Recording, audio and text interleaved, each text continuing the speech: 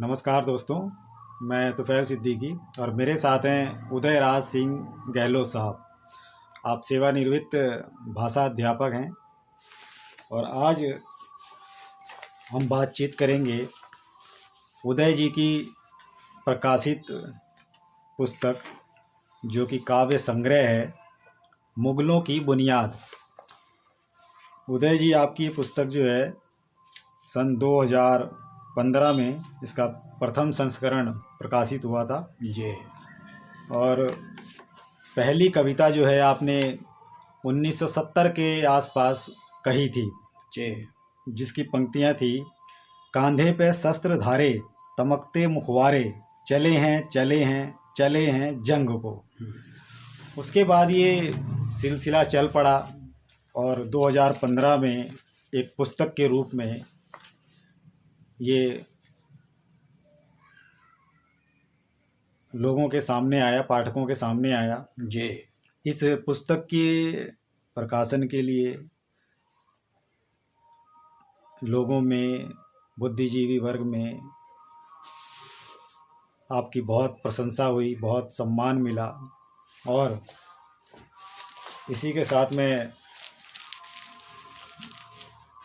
बता दूं कि आपको जो है विक्रमशिला हिंदी विद्यापीठ भागलपुर बिहार द्वारा विद्या वाचस्पति का सम्मान भी आपको दिया गया। आपको बहुत बहुत मुबारकबाद, बहुत शुभकामनाएं।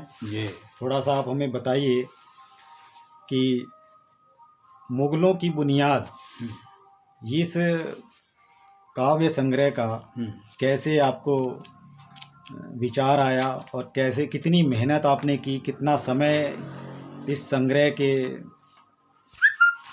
उसमें लगा। जी उदय जी। ये जहाँ तक इस काव्य ग्रंथ की बात है, इसकी रचना मेरे दिमाग में इस प्रकार आई कि आजकल हमें देखने में आया कि हम अगर आपस में संगठित रहते हैं तो हमारा समाज, हमारा परिवार, हमारा राज्य और हमारा राष्ट्र प्रगति के मार्ग पर चलता है। जी। अगर हम संगठित न हो करके अलग अलग विभाजित हो जाएं तो परिवार से लेकर राष्ट्र तक पतन की ओर बढ़ते रहते हैं, चले जाते हैं, जिसका नतीजा हमें अच्छा नहीं मिलता। जी। तो इसको एक उदाहरण के रूप में हमारे देश में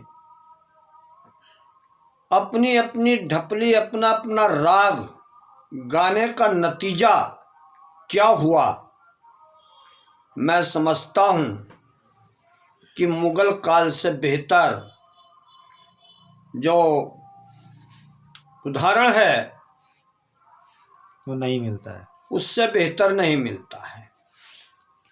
एक बार आप हमारे दर्शकों को ये दिखाइए किताब आपकी। जी। जी। ये मेरी पुस्तक है जी, मुगलों की बुनियाद। जी। तो इसमें एक चीज़ और इसके लिए कही जाती है कि आपने ये काव्य संग्रह जो है 3 मुख्य छंदों में लिखी है। थोड़ा सा इसके बारे में थोड़ा सा आप बताइए इसके बारे में। जी। इंद्र वज्रा, उपेंद्र वज्रा और उपजाति छंदों को ही मैंने इसमें चुना है और इन छंदों का प्रयोग किया है। ये जो है शाब्दिक छंद हैं।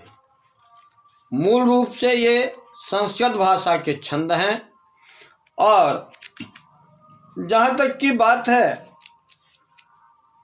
मुगलों से संबंधित जी कोई काव्य ग्रंथ छंदबद्ध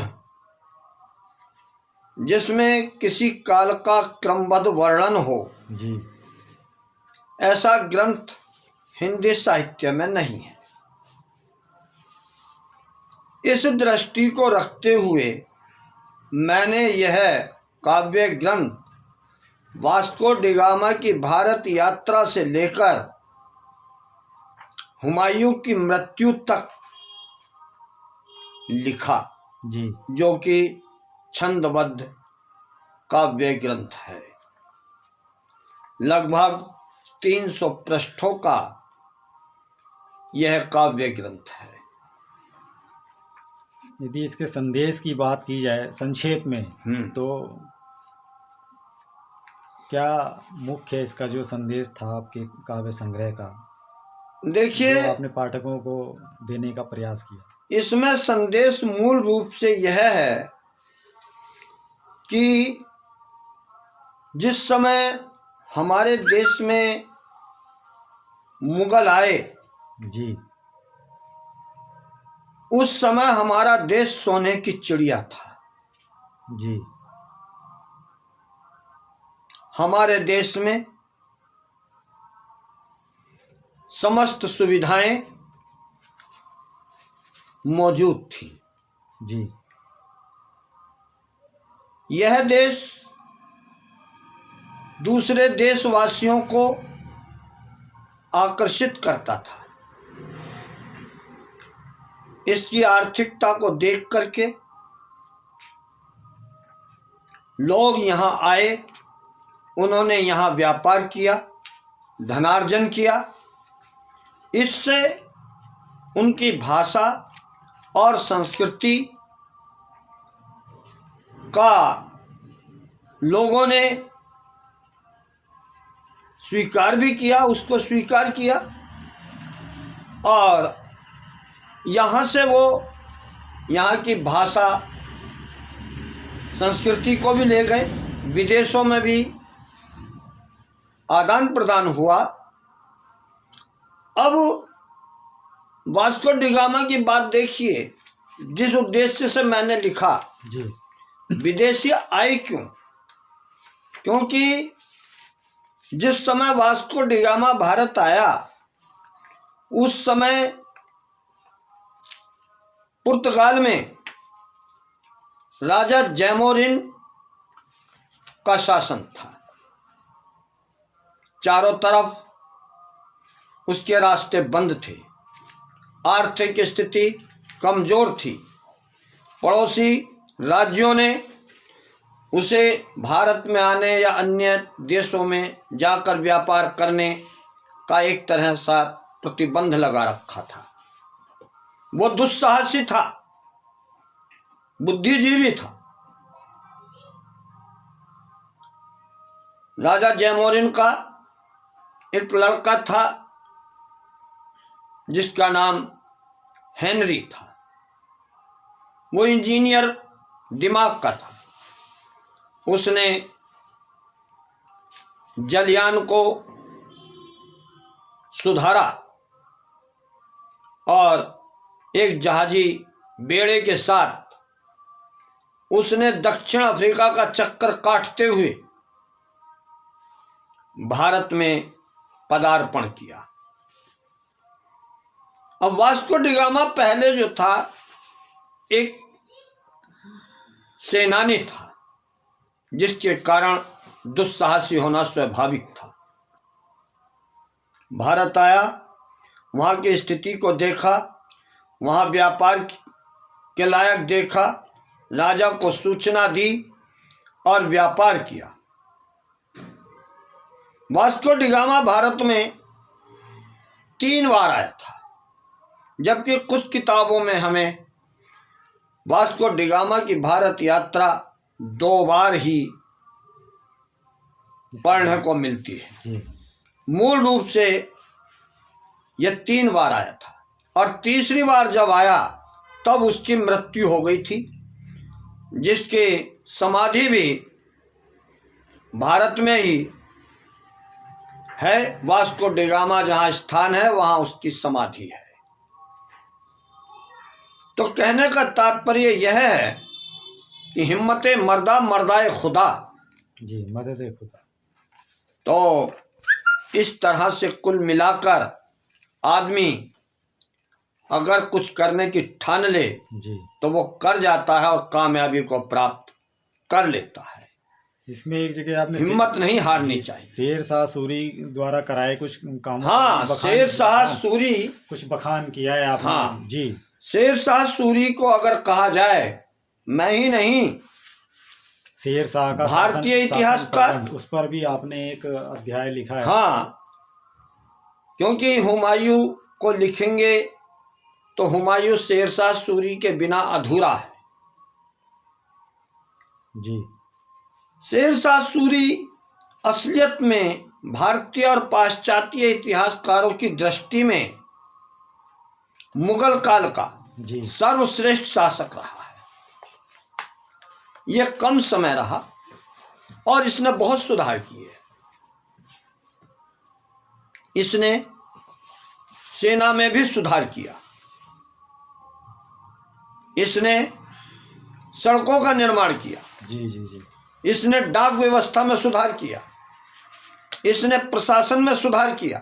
जी, और आज जो हम गांव से लेकर केंद्र तक की जो शासन की इकाइयां देखते हैं, जी, ग्राम पंचायत है, ग्राम पंचायत से बढ़कर के ब्लॉक है, ब्लॉक से बढ़कर के तहसील है, तहसील से बढ़कर के जिला है, राज्य है, केंद्र है, ये सब वास्तव में जो व्यवस्था की गई, यह व्यवस्था शेर शाह सूरी के द्वारा की गई थी। और जी, ये व्यवस्था इतनी मजबूत थी कि इसके बाद मुगल आए, उसमें महान सम्राट अकबर भी रहा, जी, जिसे हम अकबर महान कहते हैं, वो भी इसमें परिवर्तन नहीं कर सका। इसके बाद अंग्रेज आए, वो भी इस व्यवस्था में परिवर्तन नहीं कर सके। उसके पीछे कारण ये था कि वो बहुत अच्छी व्यवस्था थी। हाँ, और लंबे समय तक चलने वाली व्यवस्था, जिसमें कोई अब इसमें मैंने करने की गुंजाइश नहीं थी। हाँ, इसमें मैंने एक जिक्र किया है। जी, शेर शाह सूरी स्वयं में एक शासक ही नहीं था, जी, जी, जी, वो एक श्रमिक भी था। जी, क्योंकि वह विश्वास नहीं करता था, वो जांच करता था कि मेरे राज्य में, मेरे शासन में श्रमिकों का प्रताड़न तो नहीं है, वास्तव में क्या हो रहा है, क्या हो रहा है। उसका मैं गद्य रूप बताऊंगा जो मैंने उल्लेख किया है। कुछ पंक्तियां आप पढ़ दीजिए तो श्रोताओं को समझ आएगा, थोड़ा आसानी होगी। देखिए, मैंने शेर शाह का शासन प्रबंध वाले प्रकरण में जो 44 क्रम संख्या पे है, उसमें लिखा है, प्रशास किया गुण धर्म शेरा, सत्ता चलाना जनता लुभाना, बलिष्ठ न्यायी श्रमशील प्राणा, सेना सजाना विपदा बिताना। तो ये सब मैंने लिखा है। और इसी तरह से मैंने ये भी लिखा, नेतृत्व जागीर मिला तजुर्बा, पंचायती ग्राम विकास खंडा, विवाद वित्ते बहुधा महत्ता, कोठी सजे नीव सुवज्र खंडा। बहुत बेहतरीन। तो इस तरह से ये चीज मैंने छंदबद्ध लिखी है, उसके जो अच्छे काम थे। जी, और एक चीज है, मैं बता रहा था कि वो श्रमिक भी था। एक बार उसके यहाँ एक कारीगर के मजदूर को कोई कठिनाई आई, जिसके कारण वह काम पर नहीं आया। जी, उसकी जगह वह स्वयं गया और उस कारीगर कि उसने सारी मदद की जो एक मजदूर को करनी चाहिए। बाद में जब काम पूरा हो गया तो अब मजदूरी की बात आई। शेरशाह सूरी का ही ये कहना था कि श्रमिक का पसीना सूखने से पहले उसकी मजदूरी उसके हाथ में रख देनी चाहिए। क्या बात। उस समय जो खजांची होते थे उनके पास वह मजदूर और वह कारीगर गए। जब नाम मजदूर का आया जी तो शेरशाह सूरी ने कहा कि क्या नाम बताना जरूरी है? मैंने मेहनत की है, उसके पैसे दे दीजिए। उसके पैसे दे दीजिए। तब उस खजांची ने कहा कि नहीं, शेरशाह सूरी का शासन है, जब मुझसे हिसाब मांगा जाएगा कि मजदूर कौन था, मैं क्या जवाब दूंगा। उन्होंने कहा लिख लीजिए कुछ ना। जी जी जी कि नहीं, तुम्हारा अंगूठा भी लगेगा, जी। इसलिए मैं फर्जी नहीं लिख सकता, आप अपना नाम बताइए। जी तो बोले लिख लीजिए शेरशाह सूरी। जी। तो वह खजांची मुंह को देखता रह गया। क्या बात है। कि बादशाह सलामत, जी आप मजदूर? अरे एक राजा ही नहीं होता, मजदूर भी होता है। जो काम उसके बस का है अगर वह कर सकता है तो उसे करना चाहिए। जी। तो ये उदाहरण भी हमें शेरशाह से मिलता है।